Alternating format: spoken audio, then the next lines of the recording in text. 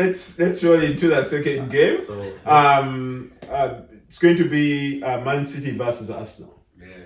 So last time round, Man City drew against Leeds 1-1. Yeah. And Arsenal was able to win their game against Sheffield United 2-1. So this season, I think Manchester City has how many points? 4 points. 4 points Out of 3 games. yeah. out of 3 games, and Yeah. Arsenal has like 9 points out of 4 games. Yes. Brian, what do you think is going to happen in this game? I feel like even Man City were lucky to get away with a draw against Leeds. Thanks to Ederson, who I think a keeper is also vital in winning the Premier League. Defensive wise, they're still all over the place. Cause for concern. Attacking wise, I don't know if to me, this is my opinion, I don't know if Phil Foden is the guy that you need to start ahead of Mahrez. I feel like you can accommodate Mahrez before Phil Foden, because Mahrez is a Premier League winner with Leicester. Mahrez was one of those, he came up even on the shortlist of the FIFA Players of the Year in 2016.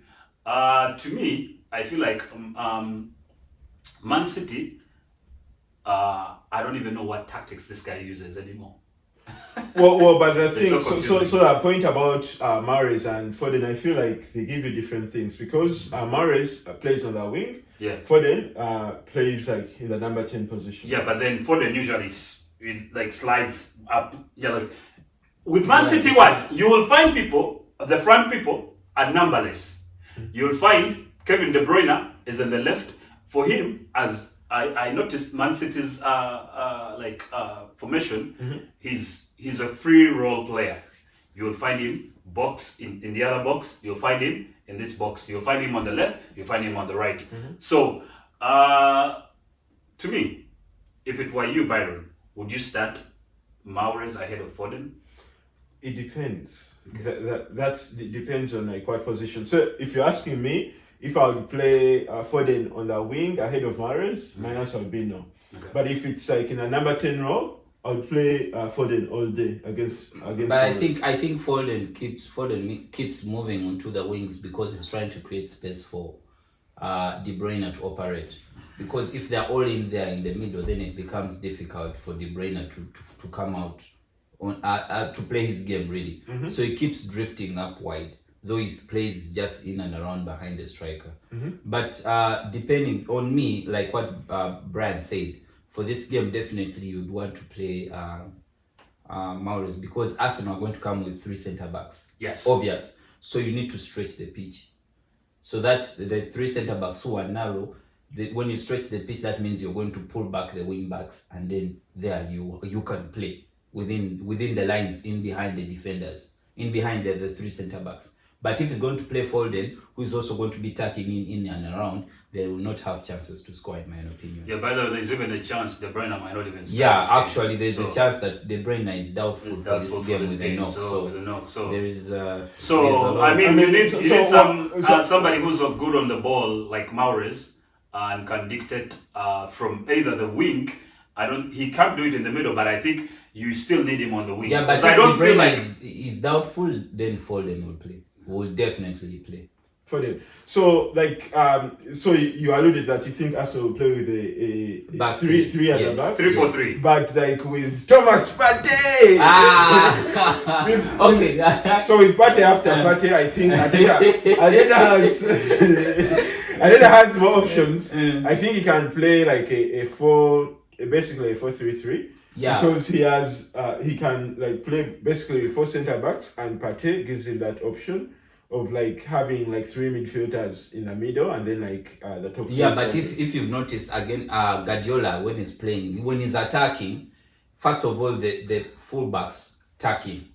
So when the fullbacks tacking, that means that the midfielders in the middle will go wide.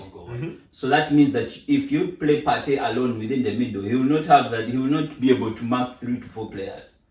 That's why I think Arteta is sharp enough to understand that however much I have Partey, I need to have. What's wrong with having Partey in the middle of the park with the Ceballos?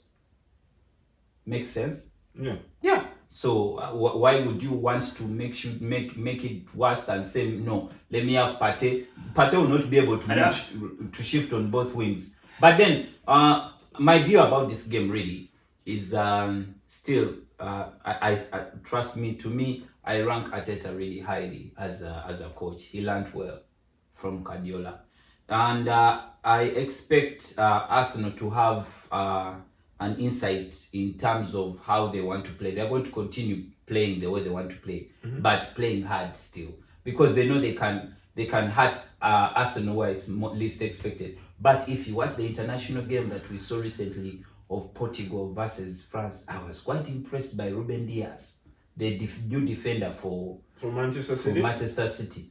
He really marshaled Giroud well and Mbappe. You saw that last ditch tackle that he made. Oof. He seems to be a good one, and he's good on the ball like the way. But the first thing first, he can defend. So I don't know why they wasted money buying Ake really. So I think, in my own opinion, is that it depends how Guardiola how seriously he takes this game. Because this time he doesn't have excuses. Bernardo is back, Gundogan is back. But they have no striker. Yeah, they have no striker. Yeah, they have okay. They have no striker, but then they are within he has played without a striker before. The difference is that this time you're not going to play against Mustafi and Kolasinac and Socrates. No, this time it's Gabriel and hopefully Holding. It's going to be. I think so. Kieran Tierney is out because he was. Oh, he's injured? No, he's not injured.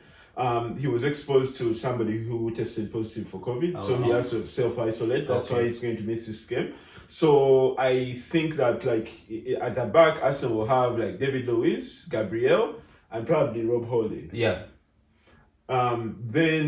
Basically that's how I expect them to set up at the back. Yeah. So to me, there are two ways. One, I'm going to see Man City. How can Man City win this game without a striker? If Arsenal are going to play with three center backs, stretch the game, right? Man City are good on the ball. Stretch the game. Make sure that your wingers are as wide as possible. He does that a lot. He has wingers as wide as possible, so that the likes of De Bruyne, Sterling, or Sterling, De Bruyne can run in behind the gaps that the centre backs are brought in to while they're attacking. Because if the wide players are wide, that means the wing backs will stay wide. They will not come closer to the centre backs. But then, the question becomes if you look at the last game that Arsenal played against City, what makes you think that there's going to be a lot of space at the back? Yeah, that's the reason why I'm saying that. The reason why I'm saying that is that Guardiola is a very tactical coach. He must have watched the game over and over and seen where they were not able to penetrate into Arsenal's defense. So the best, and if you saw that game, they were not stretching the pitch. They kept having to play within the middle, and it was crowded. Arsenal players were all over it because they kept that middle part packed. So why not stretch it? Move it to the right, move it to the left, stretch them so that you create the gaps. The gaps are going to be in between, because it's going to be hard for the central defender to come and close that small gap that you see there, because he's thinking that the wing back has it. Look at the goals they conceded against Liverpool, Arsenal. Did you see the goals they conceded? Yeah. Because that's when Bellerin tacked in instead of staying wide, and then they were bit near the post by Robinson. So that's the tactic. And for Arsenal to win this game, simple as it is. Keep your shape. No, don't sit back. Keep your shape. When you have the ball, use it wisely. Once you use it wisely, you have the likes of Saka, you have the likes of Obama Klatman. Obama Klatman in the front. So it makes it's as easy as whenever you get that chance, use the ball well.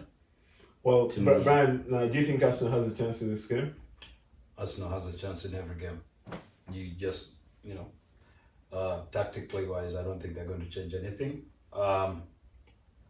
You can't change something that is winning for you. So I'm guessing they're going to set up with a 3-4-3.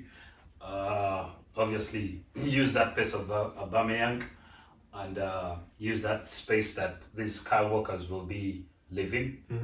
Because I'm sure it will be sort of similar thing like the way you beat them the last time. So I'm not expecting anything new. The thing that I want to see is how Arteta sets up. Guardiola sets up because it's the unknown of the game right now. But Arteta is just uniform. The only person that might be coming into the lineup right now is Partey in place of Xhaka. So good to see Partey in the Premier League. I can't wait to see what he brings. I feel like he's a quality midfielder, good, hard tackling, very strong, and can pick a pass too. And by the way, can dribble. Yeah, he can dribble. Nothing else to see, but I am expecting like a draw out of this game. That's just my How many opinion. goals?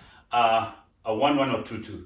Okay. But I'll go with a 2-2. 2-2? Since everybody is from a break, from the break. You know. David, predictions. 2-0 Man City. 2-0 Man City. So my prediction for this game is 2-1 Arsenal. Okay. Let's jump into